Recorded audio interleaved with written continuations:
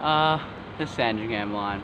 The Sandringham line began opening in 1859 with the line from Richmond to Prahran, now closed, being built, and the line from Windsor to North Brighton being constructed. The trains reached Sandringham in 1887 and today the line has 12 stations. Now let's head to what was the first station on the line, Prahran.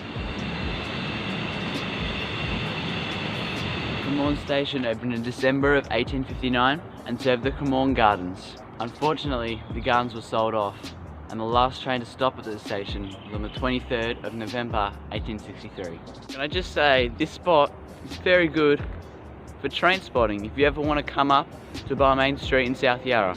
I mean,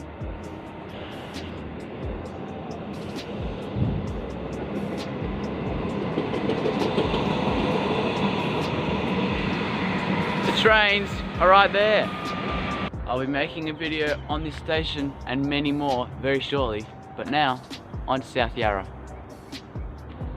South Yarra station opened on the 22nd of December 1860 as Gardeners Creek Road, renamed in 1867. It's the 8th busiest station in Melbourne with just under 4.6 million passengers annually. The current station was built in 1874, 146 years ago. From 2025, the Cranbourne and Pakenham lines will be going through the Metro Tunnel, bypassing South Yarra, reducing the patronage of the station dramatically. Anyway, let's move on to the Sandringham line and go to Prahran. Prahran station opened on the 22nd of December in 1860 as Greville Street, renamed in 1867. The station connects with 3 different tram routes, which is the equalmost outside of the Melbourne CBD. Now, although there are level crossings on the line, like Greville Street, which is there are no level crossings getting removed on the Sandringham line. And now we move to Windsor, potentially the most interesting station on the line. Windsor station opened on the 19th of December in 1859 as Chapel Street, renamed in 1867. Passenger numbers are at 1.11 million. And before we move on, can someone tell me why the first 3 stations were renamed on the 1st of January in 1867? That'd be highly appreciated. The station buildings are heritage listed and they're very pretty. It was first built as a part of the Brighton Beach line, which is a loop line that connected with the now closed St Kilda line.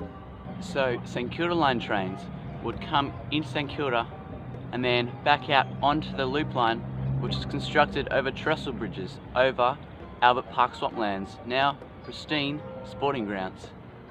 Trains ran along this loop line for a year, but when the South Yarra line was extended to Windsor, the line went into disuse and closed very soon after. Now, let's move over there. There's even more history. There was a siding along the loop line where I am right now that ran until 1869 and caused 2 level crossings within 100 metres of each other. So up there is the current level crossing, and if you come 100 metres down, just about where that yellow sign is, that was where another level crossing was. In 1887, an express train hit the rear of a passenger train, killing 4 people and severely injuring 100. And apparently, the noise of the crash was heard all over Prahran. Oh, and there's a train.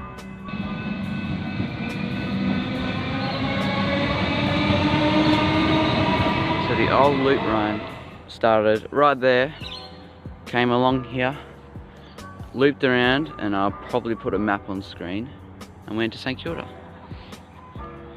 Anyway, that's a lot of info. Back to Windsor Station. The station and the station buildings at Windsor are absolutely beautiful and are making a case to be the best station on the line. But now, let's move to Balaclava.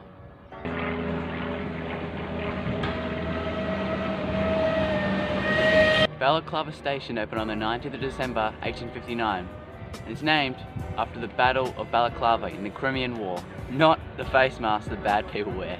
The station is built over Carlisle Street and has received several sets of upgrades over the years, with the latest one being in 2014.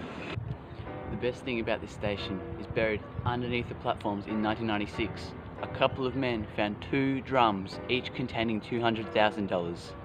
And because no one claimed the money, they got to keep it, regardless of the fact that they were trespassing.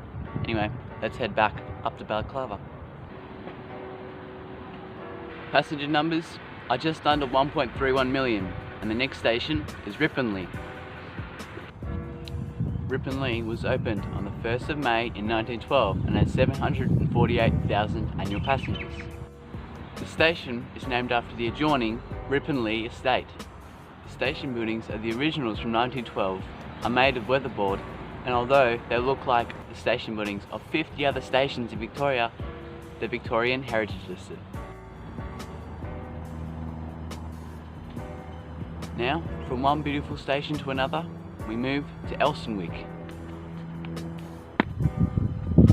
Elsternwick station opened on the 19th of December 1859 and has 1.1 million passengers.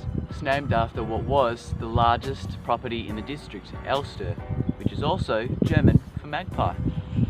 The station was the eastern end of the Rosstown Railway, and due to it being not used often, it was closed in 1916. The Glenhuntly Road level crossing was removed in 1960, removing a train tram square, and the station was refurbished in 2004.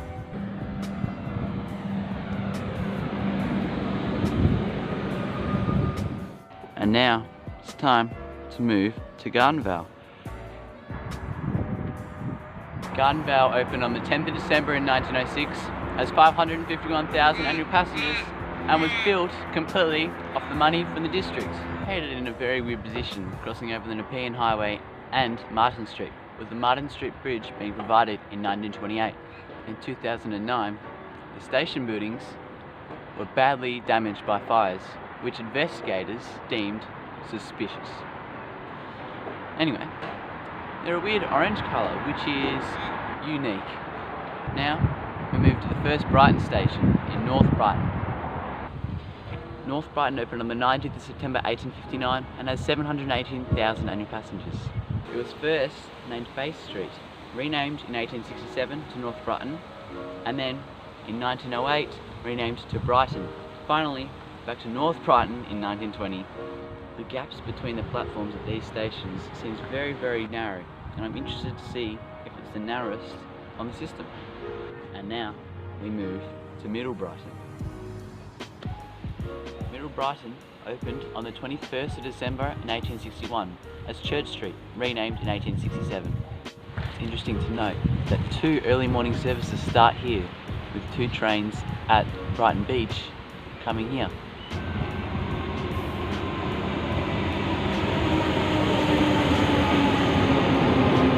What's also interesting is that after the station is Church Street, which is a level crossing, and then 100 metres later it goes tracks go over Wells Street.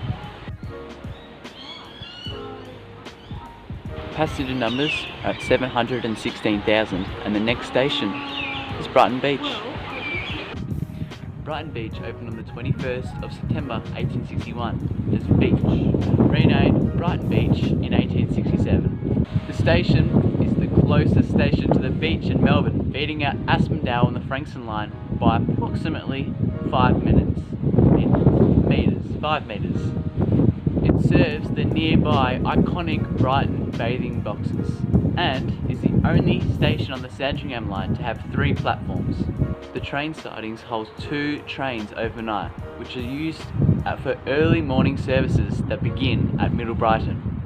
Now, fun fact, there's a fence on platform 2 that is built to discourage people from going down the rear of the platform. This is due to the platform being extremely curved, creating massive gaps between the platform and the train, which people have fallen through before. Because of this, every single train that passes through platform 2 is staffed to ensure that everyone boards the train safely. Passenger numbers are at 487,000, And now only 2 more to go. The next station is Hampton.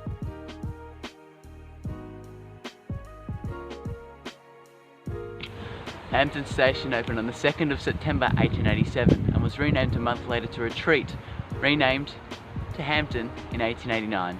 Passenger numbers are at 605,000 and some major event trains begin here instead of Sandringham.